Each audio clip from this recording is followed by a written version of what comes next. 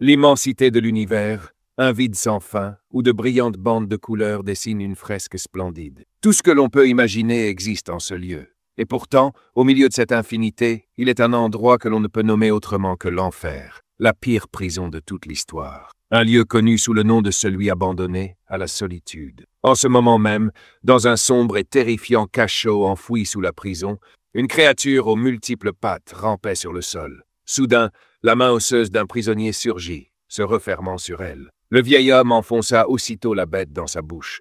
Vu de dos, on pouvait constater que sa chevelure était entièrement blanche. Ago, assis, mâchait goulûment la créature qu'il venait d'attraper. De plus près, on remarquait que ses yeux étaient recouverts d'un bandeau de tissu gris foncé. Après un instant, Ago tira la langue, recracha ce qu'il mâchait et lâcha d'une voix rauque, amère. Il semblait seul dans sa cellule. Au-dessus de sa tête brillait une lumière bleue aveuglante. Ago joignit ses mains comme pour méditer et resta immobile ainsi pendant un long moment. C'est alors que la porte, jusque-là hermétiquement close, grinça lentement en s'ouvrant. Une lueur venue de l'extérieur se répandit dans la pièce.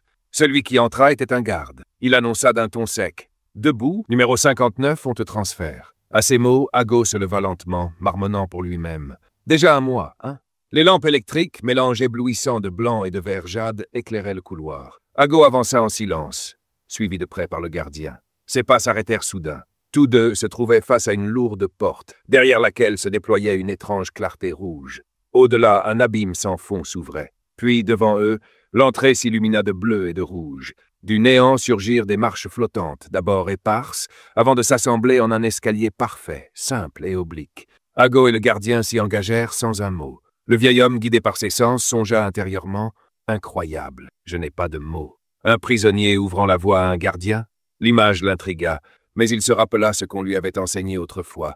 Il vaut mieux accepter que de questionner. Les anciens m'avaient prévenu de ne pas chercher à comprendre, car dans ce lieu de solitude où tout changeait chaque mois, même les prédictions échouaient. Le gardien, lui, s'interrogeait.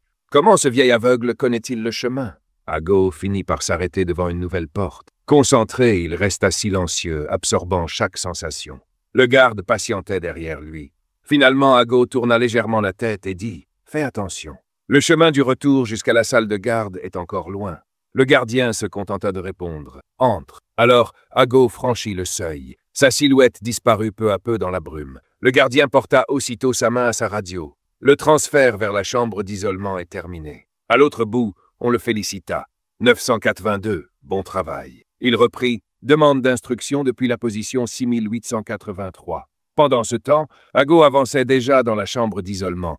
L'endroit était vaste et plusieurs détenus s'y trouvaient déjà. Soudain, il leva le nez, reniflant plusieurs fois l'air. Il estima mentalement la superficie, environ 500 subos, soit 1650 mètres carrés. De l'autre côté, quelques prisonniers l'avaient remarqué. Ils chuchotaient entre eux. « Qu'est-ce que c'est ?» Un nouveau, on dirait un vieux croulant. Tout leur regard était chargé d'une intention meurtrière. Ici, nul besoin de grands stratagèmes. La plupart étaient des criminels de première catégorie. Certains, toutefois, soufflèrent de soulagement. Un vieillard? Parfait. J'ai cru qu'un autre monstre débarquait. Tous ces prisonniers étaient ceux rejetés vers les cellules. Rang 5, rang 4, rang 3, rang 2, rang 1. La hiérarchie les divisait en classes, mais ici, ils n'étaient que des détenus de bas niveau. Au mieux de rang 2. Ago n'y prêta aucune attention. Il continua de flairer autour de lui et alla s'asseoir dans un coin. Un parfum étrange s'en dégageait. Sa langue se passa sur ses lèvres, presque malgré lui. Voilà qui est intéressant. Soudain, une lumière jaune aveuglante jaillit du plafond. Lentement, un immense chaudron apparut. Aussitôt, des voix s'élevèrent avec excitation. « À manger !» Adossé à son rocher, Ago demanda d'un ton calme. « Combien de temps depuis le dernier repas ?» Les prisonniers, affamés, se pressaient déjà autour du chaudron. « De la nourriture ! À manger !» Au centre, la marmite débordait d'un liquide violet. En s'approchant, on pouvait distinguer des morceaux de fraises, de poulpe et autres ingrédients improbables. Tous comprirent aussitôt « Bon sang, encore de la bouillie de verre. Si ça ne te plaît pas, n'en prends pas, mais ferme-la si tu ne veux pas mourir. » À peine avait-il fini de parler qu'un coup violent le projeta au loin. L'auteur de l'agression tonna d'une voix grave. « Aujourd'hui, peu importe ce que c'est, j'en mangerai au moins une bouchée. » C'était un prisonnier de rang 2, Tommy. Grand, large d'épaules, il se dressa fièrement et déclara « Dégagez, je mange en premier. » Contemplant la scène devant lui, Ago laissa échapper un soupir discret. Ces types, toute cette bande ressemble à des zombies, les yeux vides, fixés droit devant eux. Jusqu'à quand cela allait-il durer? À ce moment-là, Tommy ouvrit sa large gueule, pleine de crocs sales et abîmés. Un homme impuissant ne pouvait que les regarder dévorer. Encore une fois, ils ont tout accaparé. Peut-être qu'il restera quelques restes cette fois. Sur le côté, le jeune Cero serra nerveusement la main de Lucas. « Frère, j'ai faim !» murmura-t-il. Lucas le rassura d'une voix douce. « Tiens bon encore un peu. » Soudain, deux hommes commencèrent à se plaindre. « Qu'est-ce qu'ils ont mis là-dedans? J'en mange tous les jours et je ne m'y fais toujours pas. »« Toujours mieux que crever de faim, non ?» répliqua un autre. Lucas resta surpris. Un homme aux pieds osseux s'avança. En voyant cela, le visage de Lucas laissa transparaître un léger étonnement.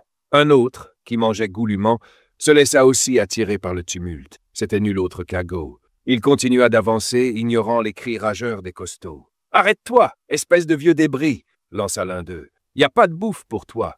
Ago entr'ouvrit la bouche, voulant parler calmement. Même dans un endroit pareil, ces gosses devraient au moins montrer un peu de respect envers leurs aînés. « Un seul bol me suffit, dit-il posément. Mais le grand gaillard n'en avait rien à faire. Il s'approcha avec mépris. « Tu connais pas les règles? Ceux qui sont hors du cercle n'ont rien à manger. Pas d'exception, ni pour les vieux, ni pour les mômes. » Ago se tut, ne répliqua pas. Ce silence agaça l'homme. Qu'est-ce qui lui prend à ce vieux fou? Il a perdu la tête. Le colosse posa alors sa main plus large que le visage d'Ago et le poussa violemment. « Hé, le vieux, tu m'écoutes? J'ai dit arrête. Tu m'entends? » N'y tenant plus, il serra le cou du vieillard de toutes ses forces. Espèce de bandage ambulant, t'es vraiment taré. Une aura violette jaillit soudainement. Ago, lui, n'avait toujours pas bougé. Il le laissa déverser ses insultes sans broncher. T'es aveugle ou quoi? T'as suivi l'odeur pour venir ici? Une seconde plus tard, l'homme fut retourné, la bouche close, incapable d'articuler le moindre mot. Dans son champ de vision, Ago se tenait toujours là, mais vu d'un tout autre angle. Le vieillard gronda d'une voix autoritaire. « Ne pose pas tes mains sur moi. » En réalité, Ago venait de lui asséner un coup de pied, assez puissant pour l'envoyer valser dans les airs. De nulle part, il sortit une arme tranchante. Il s'assit, mâchant avec avidité la proie qu'il venait de saisir. Une lame s'abattit d'un geste sec. Une entaille profonde se marqua aussitôt dans le cou de l'homme. Le sang jaillit comme une pluie écarlate, tandis qu'Ago terminait tranquillement sa phrase. « Ouvre bien les yeux. » Face à cette scène, Lucas se couvrit de sueur froide. Il tendit sa main pour cacher le visage de Cero. Les autres prisonniers affichaient tous la même expression horrifiée. « Qu'est-ce qui se passe, bordel ?» L'incident attira aussi l'attention de Tommy, qui lança un regard vers Ago. Puis il grogna chaque mot comme un ordre. « Amenez-le, ici, ce vieux. » Pendant ce temps, Ago restait immobile, reniflant l'air comme s'il cherchait une piste. Ailleurs, un garde se tenait devant un homme. Celui-ci posa une question. « Qui est donc ce vieillard terrifiant? Qu'a-t-il fait ?» Le garde répéta la question à voix haute. « J'ai entendu dire qu'il a enduré 30 jours d'isolement, la punition la plus dure de cet endroit. Est-ce qu'il a tué un autre prisonnier ?» Un jeune blond esquissa un sourire moqueur. « Ici, des centaines, voire des milliers meurent chaque jour. Tu crois qu'ils infligeraient la pire des sanctions juste pour un prisonnier? À leurs yeux, ça n'a pas plus de valeur qu'un insecte. » Puis il posa sa main sur un stylo posé sur la table et lâcha un secret. « Il les a tous tués. » Le garde en resta bouleversé. « Quoi ?» Le blond ne répondit que par un rire froid. Alors que cette révélation flottait encore dans l'air, Ago, lui, continuait de balayer ce nouvel échiquier. Il avait exterminé tous les détenus de sa cellule. Bientôt, le sol se retrouva couvert de sang frais. Autour de lui, il se resserrait toujours. Ce vieux est vraiment aveugle? Tuez-le! Encerclez-le! Un poing énorme fusa vers Ago, qui l'esquiva aisément. Il contre-attaqua aussitôt, tranchant le corps de son adversaire d'un geste net. « Il tient quelque chose », remarqua un prisonnier. Ago écrasa le dos de l'homme sous son pied. Les autres s'agitaient pendant qu'il massacrait sans relâche. « Un couteau? On dirait bien, » dit l'un. Du côté des gardes, le blond reprit la parole. « Ça paraît insensé, mais c'est la vérité. » Les pupilles du garde se contractèrent de frayeur. Après une seule phrase, il a tué 241 personnes en une seule nuit. À cet instant, Ago n'avait toujours pas un instant de répit. Mais c'est quoi ces mouvements? Des flots de sang brûlant se déversaient de tous côtés comme une pluie infernale.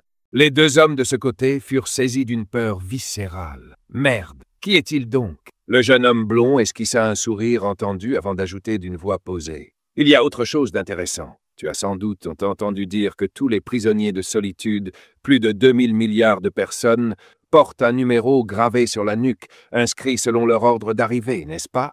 Tu te souviens de son numéro? Le garde, pris de panique, se rappela instinctivement ses propres mots prononcés plus tôt. Debout. Numéro 51. La terreur s'affichait sur son visage. Impossible. Le blondinet jeta un regard de côté. Tu es nouveau, alors tu ne sais pas.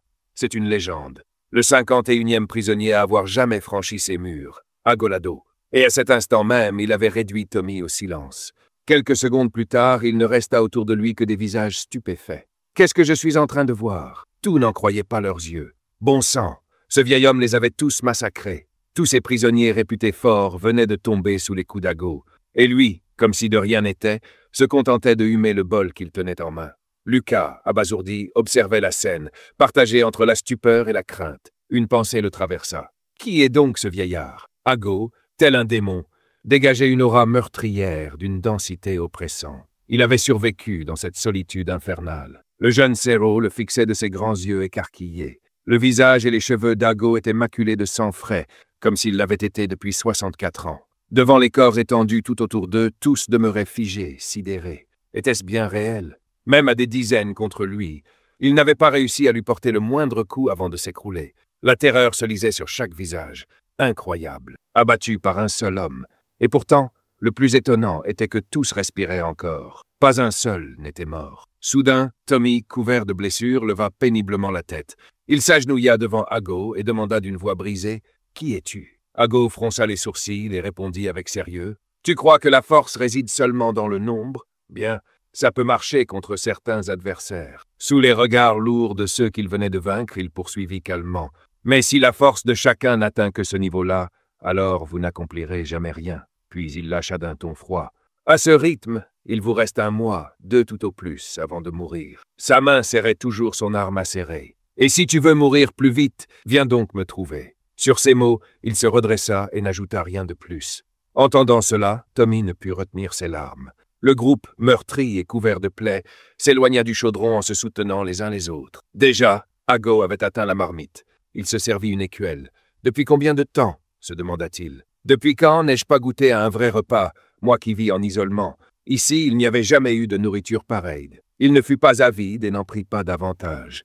Un simple bol lui suffisait. Puis il s'en alla, laissant aux plus faibles de quoi se rassasier. Lucas, lui, n'arrivait pas à détacher son regard de cet homme. La plupart des prisonniers en isolement ne survivent pas. Et ceux qui parviennent à tenir, le système se charge de les briser. Tout survivant dans de telles conditions devient une menace. Et ce vieillard en particulier. À ce moment-là, Ago laissa échapper un souffle. Il se concentra. Chaque geste qu'il avait observé de cet homme semblait hors du commun.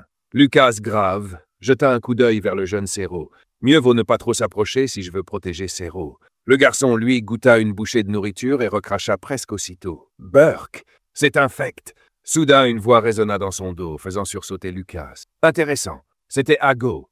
Il s'était glissé derrière lui sans qu'il ne s'en rende compte. Intéressant. Lucas recula aussitôt pour mettre Cerro à l'abri. Quand est-il arrivé là?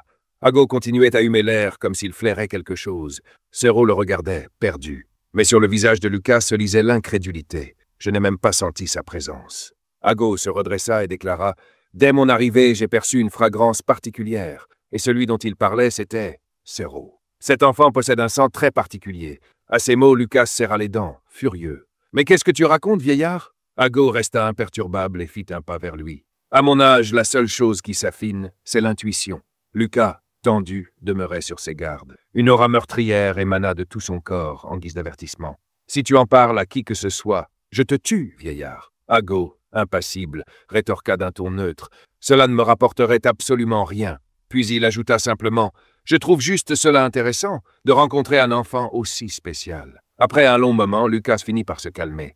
Il resta immobile, silencieux. Puis il jeta un coup d'œil en arrière. « Allons-y, Cerro, oui. » Voyant cela, Ago ne chercha pas à les arrêter et les laissa simplement partir. Ainsi, les 2 hommes s'éloignèrent de l'endroit où ils se tenaient. À ce moment-là, un peu partout, on voyait des petits groupes de 2 ou 3 personnes rassemblées. Soudain, une source de lumière apparut, attirant tous les regards. Un puissant tremblement se répandit, suivi d'un éclat aveuglant d'un jaune éclatant. Il semblait que les prisonniers de la carrière étaient revenus. Des nuages de poussière et des débris jaillirent dans toutes les directions. Peu à peu, un groupe d'hommes se dévoila. Menlock, un homme bête de la tribu des Rhinos, laissait transparaître une profonde irritation. « Bon sang, je suis épuisé à en crever. » Hulk, l'homme bête à l'allure d'aigle géant, approuva aussitôt. « Moi aussi. » À leur côté se tenait Gawk, le loup-garou. Il restait silencieux, sans prononcer un mot. À peine revenu, Ils remarquèrent les larges traces de sang qui avaient teinté le sol d'un rouge sinistre. « Eh, qu'est-ce que c'est que toutes ces taches de sang? On dirait qu'il s'est passé quelque chose pendant notre absence. » Hulk s'assit et fit un rapide calcul. Environ une demi-heure s'est écoulée. Il ajouta, grave, « Une telle quantité de sang. C'est ce qu'on verrait si des dizaines de personnes s'étaient vidées en même temps. Tout avait été calme pendant un mois entier. Pourquoi est-ce que ça explose maintenant? » Soudain, Menlock explosa de colère. « On a passé la journée entière à briser des pierres, et voilà tout ce qu'on trouve en rentrant? Qui a foutu ce bordel? » Sa voix résonna, imposant une certaine méfiance chez les autres. « Avancez! Tout de suite !» Ago, sans la moindre hésitation, fit un pas en avant et répondit calmement. « C'est moi. Un problème ?» Menlock, surpris, le dévisagea. « Jamais vu ta tête, toi. Un nouveau ?» L'homme se présenta aussitôt. « Je m'appelle Ego. » Puis il ramena la conversation sur le sujet. « Tu veux dire que tout ça, c'est à cause d'un vieillard ?» Menlock fronça les sourcils, sceptique. « Un vieux cinglé qui débarque et raconte n'importe quoi ?» Soudain, les sourcils de Hulk se froncèrent, son visage se figeant dans une expression sombre. Son regard se fixa sur le cou de l'homme. Un tatouage attira son attention, le nombre 51. Menlock, agacé et perdant patience, bouscula Ego. « J'ai pas de temps à perdre avec les blagues d'un vieillard, dégage !» Mais le visage de Hulk s'assombrit. Il avait compris quelque chose. « Il est dangereux. » Ego resta silencieux, imperturbable. Hulk se redressa brusquement, se plaça devant Menlock et l'avertit. « Ne fais rien. Pas maintenant. » Menlock en resta interdit. « Hein? C'est juste un vieux croulant, non ?» Mais Hulk ne lui répondit pas. Au lieu de ça, il afficha une expression prudente et se tourna vers Ego. « On ne te touchera pas. Alors, s'il te plaît, ne nous touche pas non plus. » Ego resta pensif un instant, puis tourna les talons. « Ça me paraît équitable. Tant que vous ne cherchez pas les ennuis, je ne me mêlerai pas de vos affaires. » Après quelques pas, il ajouta encore, « Vivons en paix, d'accord ?» Le visage de Hulk ruisselait de sueur. Pas une seconde, il n'osait détourner les yeux du vieil homme. Puis, soudain, l'espace changea. Des cercles bleus d'un mécanisme étrange se matérialisèrent. Tous levèrent les yeux, stupéfaits. Une voix monotone résonna. « L'heure de l'extinction des feux est arrivée. Le système anti-station debout est activé. Tous les détenus doivent s'allonger et plaquer entièrement leur corps au sol. » Le système anti-station debout, l'un des 4 dispositifs de la solitude de Charisman, contrôlait les suppresseurs de gravité fixés aux prisonniers. Une fois les lumières éteintes, ces dispositifs imposaient une force de contrainte qui paralysait tout mouvement. Tenter de résister à cette gravité écrasante pouvait conduire à la mort par décharge électrique. 2 détenus soupirèrent, résignés. « Je déteste ça, mais on n'a pas le choix. Retournons-nous coucher. Jusqu'à demain matin. » Ils s'éloignèrent, sans remarquer une petite créature qui rampait en direction des pieds d'un homme. Elle s'accrocha à sa jambe et, d'un seul mouvement, 4 proboscis acérés s'enfoncèrent dans sa chair. Non loin de là, Menlock et Hulk s'étaient déjà allongés. Menlock interpella son compagnon. « Hé, Hulk, quoi ?» Il semblait enfin réfléchir à ce qui venait de se passer. « Pourquoi tu m'as retenu tout à l'heure? Ce n'est qu'un vieux débris inutile, même pas costaud. T'as senti quelque chose ?» Alors que la brume commençait à envahir l'air, Hulk répondit lentement. « Je l'ai vu. » « Vu quoi ?» Mais cette fois, ses traits se figèrent dans la terreur. Le numéro de ce vieux prisonnier. L'image d'Ago revint brutalement dans son esprit. 51. Une goutte de sueur coula sur son front. Pas de doute, c'était bien le 51. Menlock écarquilla les yeux, choqué. Impossible. Il resta bouche bée, incrédule. Si c'est vrai, qui est donc ce vieil homme? Depuis combien de temps est-il enfermé ici? Hulk répondit d'une voix posée. Je n'en sais rien. Mais sûrement depuis le jour où cette prison a été fondée. Voilà pourquoi son marquage n'indique pas de rang, comme notre rang 1. Il n'a qu'un numéro. Il poursuivit gravement. Dans tous les cas, s'impliquer avec quelqu'un qui a survécu ici, dans cette cellule de haute isolation pendant des décennies, ce n'est jamais une bonne idée. Menlock blêmit, pris de remords. Merde. Est-ce que je devrais aller m'excuser? Hulk le rassura aussitôt. Inutile. Il n'a pas l'air du genre à garder rancune. Mais malgré ces mots, Menlock ne parvenait pas à calmer son inquiétude. Tu n'en sais rien. Au même instant, 2 pierres furent projetées tout près d'eux. Aussitôt, les 2 hommes levèrent les yeux, méfiants, dans la même direction. Devant eux s'étendait une scène apocalyptique. Les prisonniers semblaient avoir été transformés en zombies et se mettaient à mordre et à déchirer leurs semblables. Des hurlements terrifiés résonnaient. « Arrêtez! À l'aide! Sauvez-moi » Menlock, paniqué, se redressa d'un bond. « Regarde! Que se passe-t-il » À peine son regard se posa-t-il sur la scène que Hulk comprit. Des zombies. Les cris continuaient sans relâche. « Aidez-moi! Reculez, vite !» Allongé dans un coin, Ago poussa un soupir las. Tellement bruyant. Les zombies, un à un, se redressaient et avançaient d'un pas lourd dans la même direction. Ago claqua la langue d'agacement. Quand j'étais en isolement, on ouvrait la porte de la fosse aux insectes. Puis, faisant appel à sa force brute, il brisa ses chaînes. Autour de lui, une horde aux yeux rouges luisants se regroupa. Ago se leva lentement, son corps aussitôt enveloppé d'éclairs bleus. On dirait que je vais devoir me lever. D'un seul mouvement, la horde entière se rua sur lui, avide de le dévorer vivant. Non loin, Lucas, couché aux côtés de Cero, fut tiré de son sommeil par le vacarme. Des zombies! En un instant, il arracha ses poignets de ses entraves. Lucas roula sur le sol et fixa la scène chaotique. Puis, tournant la tête vers son compagnon, « Cero, tu peux ramper jusqu'au rocher derrière toi ?» Le garçon répondit d'une voix brève. « D'accord. Alors vas-y, maintenant. » À peine une seconde plus tard, Lucas bondit sur ses jambes, libérant toute sa force pour briser ses liens. Son corps entier fut aussitôt traversé d'éclairs bleus. Devant lui, une masse de zombies ouvrait des gueules béantes. Son visage sembla se métamorphoser. « Très bien. Si vous avez du cran, venez donc. » Son corps se transforma entièrement en bête. Bande de maudits zombies. D'un coup de griffe, Lucas abattit ses ennemis les uns après les autres, ses lames naturelles tranchant chair et os. « Je vais tous vous exterminer. Pas un seul ne restera. » Des têtes fendirent en deux et roulèrent sur le sol. Envie d'essayer ta copine manga virtuelle? Alors clique sur le lien en description ou en commentaire épinglé. Pendant ce temps, Menlock s'était aussi redressé et combattait à son tour. Hulk, de son côté, n'était pas en reste. Qu'est-ce que c'est que ce bordel? Les zombies nous attaquent. Une puanteur épaisse de sang se répandait. Merde! Quelqu'un doit m'expliquer ce qui se passe. La sueur ruisselait du front de Hulk. On ne pourra pas tous les abattre. Ils se multiplient sans cesse. Nous, les hommes bêtes, on peut encore résister au système de contraintes, mais les prisonniers plus faibles, eux, ne tiendront pas. Au final, ils finiront tous transformés en zombies. Menlock, haletant, regarda autour de lui. Pourquoi ces zombies ne sont-ils pas affectés par les entraves? Parce qu'ils sont déjà morts. Voilà pourquoi le système ne s'active pas contre eux. À peine un groupe éliminé, d'innombrables autres surgissaient, fonçant comme une armée mongole. Épuisés, Menlock et Hulk serrèrent les dents. Et merde, encore eux. Chaque créature ouvrait une gueule immonde. Hulk, aux côtés de Menlock, lâcha « Si on se fait encercler, c'est fini. Ces entraves bouffent toute mon endurance. Je vais m'écrouler. » Il jeta un regard à Menlock. « Adosse-toi au rocher, tiens bon. » Soudain, ses yeux s'écarquillèrent de stupeur. Il vit des pieds familiers escalader le mur avec agilité. Puis, d'un bond, Ago s'élança au-dessus de la horde. Ses mains crépitaient encore d'étincelles bleutées. Dans sa poigne brillait son arme tranchante. Le front plissé, il perçut l'espace autour de lui et dans un souffle abattit coup sur coup ses lames. Les têtes tombaient en cascade, décapitées simultanément.